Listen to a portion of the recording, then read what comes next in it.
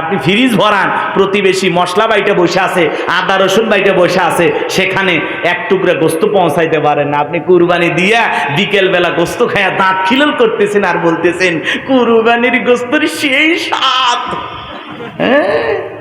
বাংলাদেশে খালি জুমা, আহা জুমার নামাজ আইসা কি যে অবস্থা।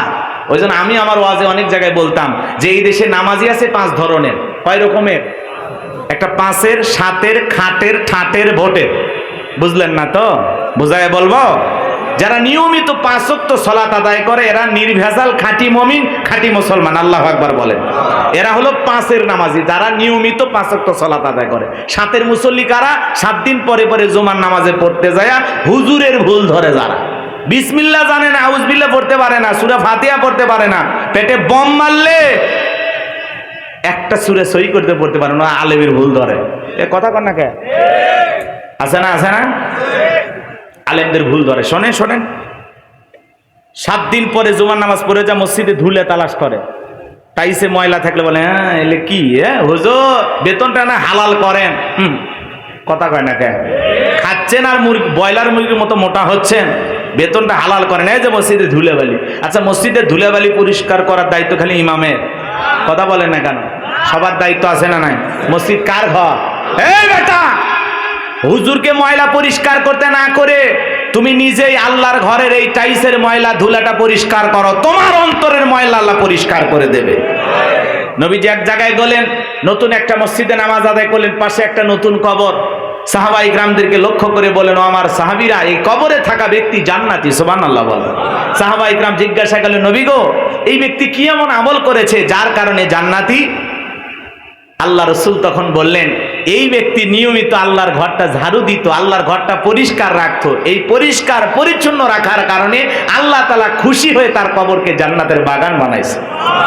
যেন আল্লাহর ঘরটা পরিষ্কার করেন, অন্তরের অহংকার কমে যাবে, অন্তরের ময়লা দূর হয়ে যাবে। কথা বলে ঠিক কি না? খালি হুজুরদের পিছনে লাগেন, একটু 19-20 হলে খালি হুজুরদের পিছনে লাগেন। কথা কয় না? কথা কয় না? আজকে ইমাম হয়া হক কথা বলা যায় না, সভাপতি সেক্রেটারি ঘুষখোর। কথা কন। সুদের ব্যবসা করে, সুদের ওয়াজ তো করাই যায় না, গলা খাকর দিয়ে দাঁড়ায় যান, হুজুর আমি সুদের ব্যবসার সাথে জড়িত। এসব বয়ান কেন করতেছেন? পদ্মার ওয়াজ করেন। আছে না নাই? তবে আমাদের ধর্ম উপদেষ্টা আফম খালেদ হোসেন সাহেব চমৎকার মনের একজন মানুষ। বাংলাদেশের ইতিহাসে এই প্রথম হাজিদের হজ করার পরে বাড়ি খরচ, বাড়ি ভাড়া একটু কম লাগার কারণে 16,000 কত করে টাকা, 4,978 জন মানুষকে ফেরত দেবে। 8 কোটির উপরে টাকা, হজের টাকা অতিরিক্ত যেটা বেঁচে গেছে। এই প্রথম একজন আলেমকে ধর্ম উপদেষ্টা বানানোর কারণে তিনি এই দেশের মানুষকে মহব্বত করে ভালোবেসে, একজন আলেমের হাতে নেতৃত্ব গেলে কেমন হয় দেখেন। হজের যে 8 কোটি টাকা বেঁচে গেছে অতিরিক্ত, সব খরচ বাদ দিয়ে এই টাকা সেই সমস্ত হাজিদেরকে ফেরত দিয়ে দিবে। বলেন মারহাবা। এটা আফগানিস্তানে, পাকিস্তানের ইতিহাসে ঘটে, বাংলাদেশে এই প্রথম। আল্লাহু আকবার বলেন। আফম খালেদ হোসেন সাহেব চমৎকার মনের একজন আলেম। তিনি আজকে একটি বক্তব্য দিতে গিয়ে বলেছেন যে এই দেশের মসজিদগুলোর যারা দায়িত্ব পালন করবে, উনি ধর্ম উপদেষ্টা, উনি বলেছেন মসজিদের দায়িত্ব পালন করবেন সভাপতি, প্রশাসনে যারা কর্মকর্তা তারা দায়িত্ব পালন করবেন। এটা নিয়ে সোশ্যাল মিডিয়াতে অনেকে বলতেছেন এটা হলো আত্মঘাতী সিদ্ধান্ত, খাল কেটে কুমির আনা হবে। প্রশাসন যদি দায়িত্ব নেয়, মসজিদের সভাপতি সেক্রেটারি হয়, সে মসজিদের ইমাম সাহেব হক কথা বলতে ভয় পাবে। এটা অনেকেই বলতেছেন, কিন্তু আসলে উনি কি দেশের সব মসজিদের কথা বলেছেন, নাকি এই দেশের শুধু মডেল মসজিদ যেগুলো সরকারি অনুদানে নির্মাণ করা হচ্ছে? এটা একটু ক্লিয়ার করতে হবে। আমরা যতটুকু জানি, শুনেছি, আমার মনে হয় এগুলো মডেল মসজিদের কথা বলা হয়েছে। কথা বোঝেন নাই? এগুলো মডেল মসজিদের দায়িত্ব থাকবে, প্রশাসনে যারা কর্মকর্তা, যারা জেলা প্রশাসক থাকবে তারা দায়িত্ব পালন করবেন। হতে পারে যেহেতু সরকারি অনুদানে মসজিদ, মডেল মসজিদ, মসজিদগুলো সুন্দর করেছেন, কিন্তু এই মসজিদ বানাইতে গিয়েও বিগত সরকারে যারা দায়িত্ব ছিল, এই মসজিদের টাকার ভিতরে ওরা দুর্নীতি করছে। কথা বলেন না কেন? এখান থেকেও দুর্নীতি করেছে। এই জন্য ধর্ম উপদেষ্টা যিনি কথা বলেছেন আফম খালেদ হোসেন সাহেব, উনি অবশ্যই ইনশাল্লাহ বিষয়টা ক্লিয়ার করবেন আগামীতে। আমরা চাই আপনাদের মডেল মসজিদের জন্য আপনারা প্রশাসনের কর্মকর্তাকে দায়িত্ব দিতে পারেন, কিন্তু এই দেশের সকল মসজিদের দায়িত্ব দেয়া যাবে না। তাতে ওলামা ইকরামদের হক কথা বলতে সমস্যা হবে, বাধাগ্রস্ত হবে। এই জন্য আমরা মসজিদের মেম্বার থেকে হকের আওয়াজ দিতে চাই। কথা বলেন ঠিক কি না? মডেল মসজিদ হলে আমাদের কোনো আপত্তি নাই। কি বলেন, আপত্তি আছে? আপত্তি নাই। কিন্তু প্রশাসনের যারা দায়িত্বশীল থাকবেন অবশ্যই তাদেরও ভালো হওয়া লাগবে যে আপনি হুজুর মানুষ, আপনি আপনার মতো মসজিদে হক কথা বলবেন, কোরআন হাদিস চর্চা করে গবেষণামূলক আলোচনা করবেন, আমাদের কোনো সমস্যা নাই। কিন্তু আমরা যে অবস্থায় হোক না কেন আমরা হক কথা বলবই ইনশাআল্লাহ। আল্লাহ কবুল করেন। এই জন্য দেখেন, একজন আলেম যদি নেতৃত্ব দেয়, হজের টাকা ফেরত পাচ্ছেন। রাস্তার বরাদ্দ হবে 10 কোটি, যদি 9 কোটি খরচ হয় 1 কোটি ইনশাল্লাহ সরকারি কোষাগারে জমা দেওয়া হবে। এরকম নেতৃত্ব আপনারা দেখেছেন না বিগত বছরে? কথা বলেন না কেন? আর ওদের বাজেট ফেল হয়ে যায়, বাজেট ফেল। কথা কন না কেন? ওপর থেকে নিচ পর্যন্ত পকেট খাইতে, মানে পকেট ভরাইতে ভরাইতে এমন অবস্থা হয়, রাস্তার বরাদ্দ 10 কোটি, কোনো মতে 1-1.5 কোটি টাকা দিয়ে রাস্তা বানায়, ছাগল পেশাব করলেও রাস্তা ভেঙে যায়। কথা বলে ঠিক কি না? এরকম দুর্নীতি আমরা আর দেখতে চাই না। কথা বলে ঠিক কি না? দুর্নীতির জোয়ারে বাংলাদেশ ভাসবে এমন দেশ আমরা দেখতে চাই না। উন্নয়নের জোয়ারে, শান্তির জোয়ারে বাংলাদেশ ভাসবে ইনশাআল্লাহ। আলেমদের হাতে নেতৃত্ব গেলে দেশে শান্তি আসবে ইনশাআল্লাহ। আমার ভাইয়েরা কষ্ট পাচ্ছেন মনে হয়, কষ্ট পাবেন না বাজান গো আমার। আমি যে কথা বলতে চাচ্ছিলাম ভুলে যাবেন না, মন খারাপ করবেন না। এই জন্য বাজান গো আমার, 7 দিন পরে পরে জুমার নামাজ যারা পড়তে যায় এরা ইমামের ভুল ধরে। মানুষ মারা গেলে দেখবেন জানাজার নামাজ যারা পড়ে এরা হলো খাটের মুসল্লি। ফজরের নামাজের পরে মসজিদে এলান হয় এই গ্রামের অমুক ব্যক্তি মারা গেছে, ইন্না লিল্লাহি ওয়া ইন্না ইলাইহি রাজিউন।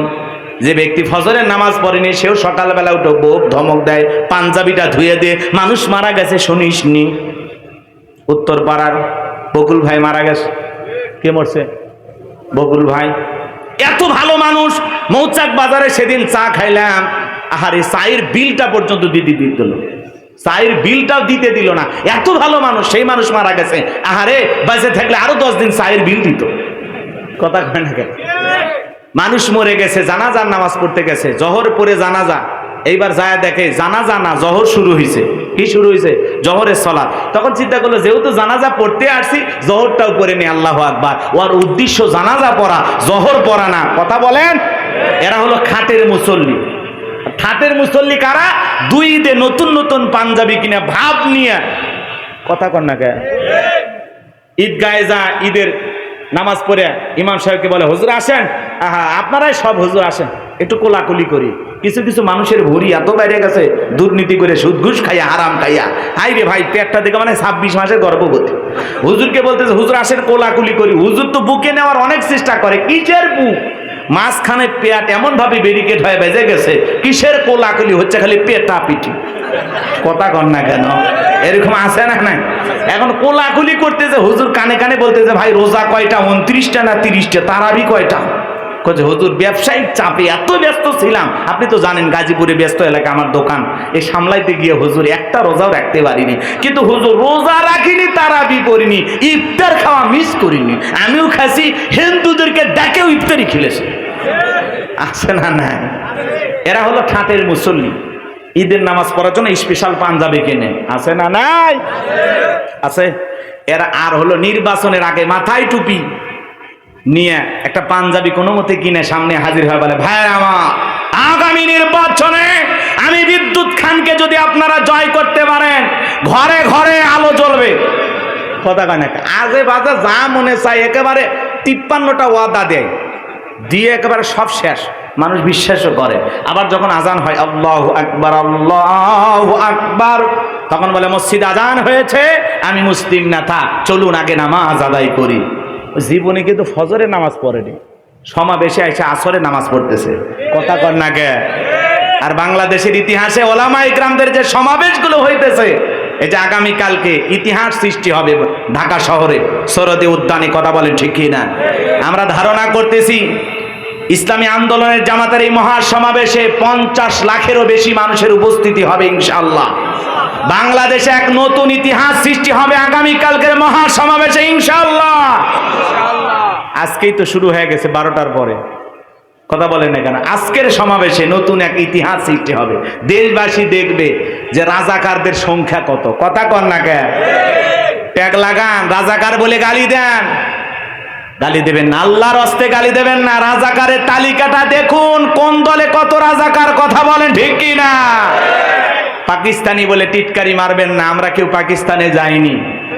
এদেশের নেতা যারা, ইসলামী আন্দোলনের কর্মী যারা দেশ ছেড়ে পালায়নি, নির্যাতন জুলুম সহ্য করে ফাঁসির মঞ্চে গেছে, দেশ ছেড়ে পালায়নি। কথা বলেন ঠিক কি না?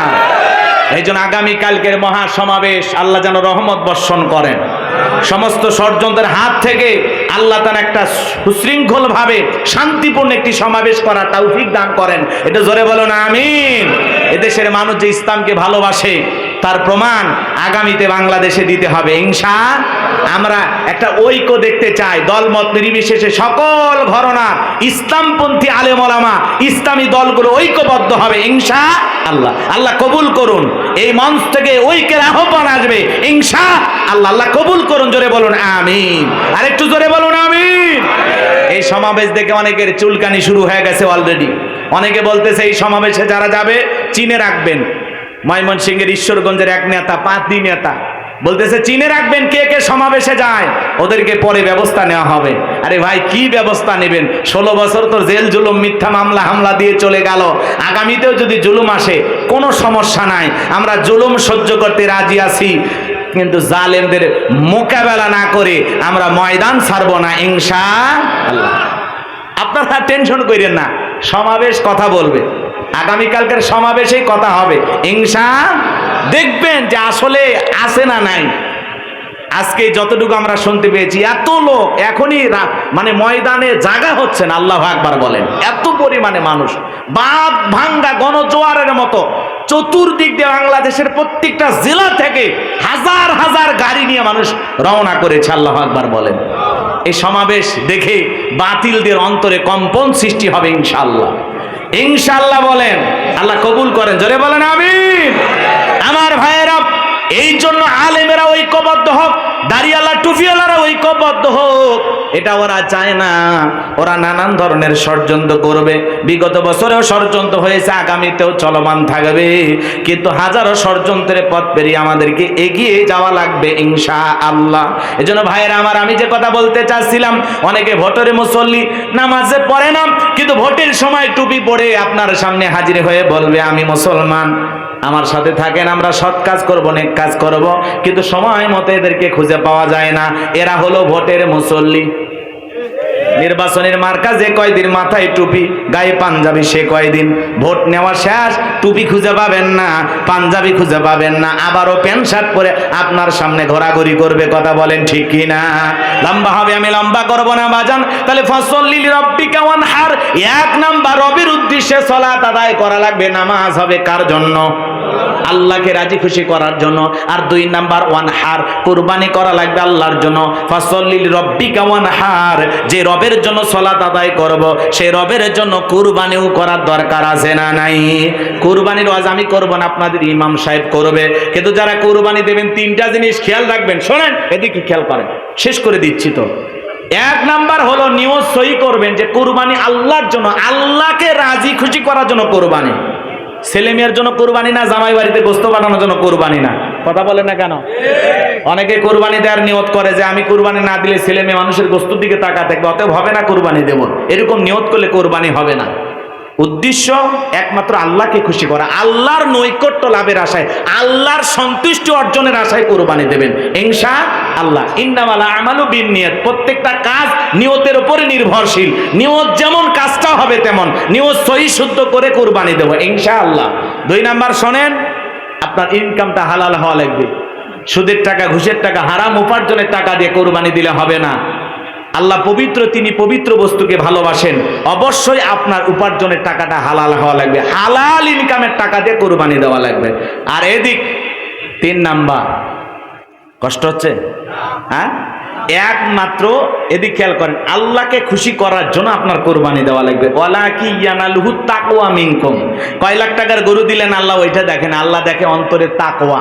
আপনার অন্তরে যদি নিয়ত সহি থাকে যে আল্লাহকে খুশি করার জন্য কুরবানি দিচ্ছি, তাহলে আল্লাহ রাব্বুল আলামিন আপনার এই কুরবানি কবুল করবেন। আপনার 20,000 টাকার ছাগল হোক আর 10,000 টাকার ভেড়া হোক, নিয়ত যদি সহি হয়, টাকাটা যদি হালাল হয়, ওই ছাগলের রক্ত জমিনে পড়ার আগে আরশের মালিক আল্লাহর কাছে কবুল হয়ে যাবে, বলুন সুবহানাল্লাহ। আর আমরা কুরবানি দেই ফ্রিজ ভরানোর জন্য। হাজি মানুষ সুদখোর ঘুষখোরের সাথে ভাগে কুরবানি দেয়। হাজি সাহেব, যেই লোকগুলোর সাথে ভাগে কুরবানি দিচ্ছেন, এদের মধ্যে 2-1 জনের তো ইনকাম ভালো না, হালাল ইনকাম করে না। কয় না, বাড়িতে কেউ খাসির গোস্ত খায় না, তো এই জন্য একটু গরুতে ভাগ দিলাম। কথা কয় না, এরকম আছে না? বাড়িতে খাসির গোস্ত খায় না, এই জন্য সুদখোর ঘুষখোরের সাথে ভাগে কুরবানি দিচ্ছে, বেনামাজির সাথে। কথা বলেন না কেন? ফাসল্লি লিরাব্বিকা ওয়ানহার, আগে নামাজ পড়ো তারপরে কুরবানি করো। নামাজি হয়ে কুরবানি দেওয়া লাগবে, নামাজি হয়ে। কথা বল না ভাই, কি পারবেন তো নামাজি হয়ে কুরবানি দিতে? একটু টাকা দিছে আল্লাহ, হ্যাঁ, সকাল 9টার দিকে ঘুমোর থেকে উঠবেন, ব্রাশ করবেন, আর গরুর ধরে ধরে বসে আছেন। ইমাম সাহেব আসার বলে, হুজুর এত দেরি হলো কেন? হ্যাঁ, হুজুর তখন বলে, ভাই ঈদের নামাজ কই পড়িনি, ফজর পড়িনি। তো কিসের কুরবানি? তো এই কুরবানি গোস্ত খাওয়া হবে, আল্লাহর জন্য কবুল হবে, আল্লাহকে খুশি করার জন্য হবে না। কথা বলেন না কেন? ইব্রাহিম আলাইহিস সালাম নিজের ছেলে ইসমাইলকে কুরবানি করেছেন, কার খুশির জন্য? আর ছেলে ইসমাইল জবাই হইতে রাজি হয়েছেন, কার খুশির জন্য? আর আপনি কি কুরবানি করেন? কুরবানি মানে ত্যাগ করা, উৎসর্গ করা, স্যাক্রিফাইস করা, বিলিয়ে দেয়া, বন্টন করা। ভোগের নাম কুরবানি নয়, ত্যাগের নাম হলো কুরবানি।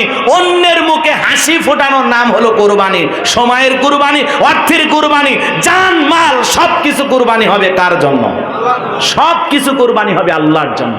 আর আপনি ফ্রিজ ভরান, প্রতিবেশী মশলা বাইটে বসে আছে, আদা রসুন বাইটে বসে আছে, সেখানে এক টুকরা গোস্ত পৌঁছাইতে পারেন না। আপনি কুরবানি দিয়া বিকেল বেলা গোস্ত খায়া দাঁত খিলল করতেছেন আর বলতেছেন কুরবানির গোস্তর সেই স্বাদ।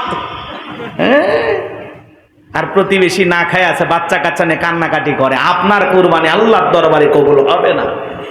আগে প্রতিবেশীকে খাওয়ান, গরিব দুঃখী মিসকিনের মুখে তুলে দেন। আপনি ধনী, কেনার সামর্থ্য আছে, 10 দিন পরে আবারও 20 কেজি কিনতে পারবেন, 10 কেজি কিনতে পারবেন। কথা বলেন না কেন? এমন ভাবসাব নিয়ে কুরবানি দেয়, যাতে বউ বলতেছে ফ্রিজ ভরাবি, 6 মাসে যেন গোস্ত কিনা না লাগে। কথা কন। আবার অনেকে বড় বড় গরু কুরবানি দেয়, কুরবানির 2-3 দিন পরে ছেলে মেয়ের বিয়ে ঠিক করে রাখছে, ওই কুরবানির গোস্ত দিয়ে বিয়েও পাঠ দেয়। আপনার কুরবানি হচ্ছে কোন হুজুর? কয় কোন হুজুর? কথা কন। রাগ করতেছেন? রাগ কইরেন না, ভালোবাসি দেখে হক কথাগুলো বলে গেলাম, কষ্ট হচ্ছে আপনাদের? একমাত্র আল্লাহকে খুশি করার জন্য কোরবানি দেবেন, ছেলে মেয়ের জন্য না, জামাই বাড়িতে গোস্ত বাড়ানোর জন্য না, মানুষ ভালো বলবে এর জন্য না, আল্লাহকে খুশি করার জন্য আমি দিচ্ছি। কথা ক্লিয়ার না ভেজাল আছে? কোরবানির সময় গরুর নাম আসে কিং খান, শাকিব খান, নাম সুলতান, হিরো আলম। বাপ রে বাপ, গরুর নাম বলে হিরো আলম, পরিমণি, এগুলো নাম শুনে অনেকে দেখবেন পেপার পত্রিকায়, অবশেষে শাকিব খান বিক্রি হলো 1 কোটি টাকায়। আছে না এরকম? তো এগুলো ভাই চিন্তা ভাবনা করে গরুর নাম বলে এগুলো চিন্তা করা যায়, গরুর নাম ডিপস হওয়া। হ্যাঁ, এই দেশের মানুষের রুচি কোন জায়গায়? আবার ওগুলো গরু কেনার জন্য যায়, গরুর নাম রাখছে রাজা, বাদশা, কিং। এলে গরুর নাম হয়, গরু তো গরুই বেটা। কথা কয় না কেন? গরু তো গরু, এর আবার কি না? এই জন্য মোটা তাজা হুষ্ট পুষ্ট দেখতে সুন্দর এরকম গরু কোরবানি করা লাগবে। তা সুররুন নাদিরিন, চমৎকার একটা গরু। কথা বলে না কেন? আর আমাদের দেশে 7 জনে ভাগে একটা গরু কিনছে ভাই, এমন গরু 4 জন দড়ি ধরে টানে, পিছন থেকে 3 জন ঠেলে, যেই গরুর উপরে বয়স্ক ভাতা ওয়াজিব। এমন গরু কুরবানি দিলে কুরবানি হবে না। কুরবানি স্থান পর্যন্ত হাঁটে যাওয়ার শক্তি নেই, হুজুর কোলত করে নিয়ে যায়। আছে না নাই? এরকম গরু জবাই করলে হবে না। তাসুরুন নাদিরিন, হুষ্ট পুষ্ট দেখতে সুন্দর এমন মোটা তাজা দেখে গাবি জবাই করতে হবে। আল্লাহ তৌফিক দান করুন। এটা জোরে বলেন আমিন।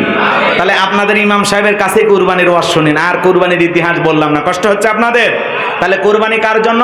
ফাসল্লি লিরাব্বিকা ওয়ানহার, একমাত্র আল্লাহ তাআলাকে খুশি করার জন্য আমরা কুরবানি দেব ইনশা আল্লাহ কবুল করেন, জোরে বলেন আমিন।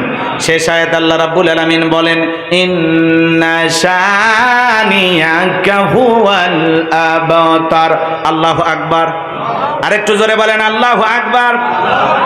আমার ভাইয়েরা, দিল দিয়া কথাগুলো বোঝার চেষ্টা করবেন। আমার আল্লাহ রাব্বুল আলামিন তার হাবিবকে জানায় দিলেন, নবী গো, যারা আপনাকে লেজ কাটারির বংশ বলে আপনি মন খারাপ করবেন না, কষ্ট মনের মধ্যে নেবেন না। নবী গো, আমি আল্লাহ রাব্বুল আলামিন আপনার ছেলে সন্তানগুলোকে নিয়েছি, এই জন্য কষ্ট মনের মধ্যে নেবেন না।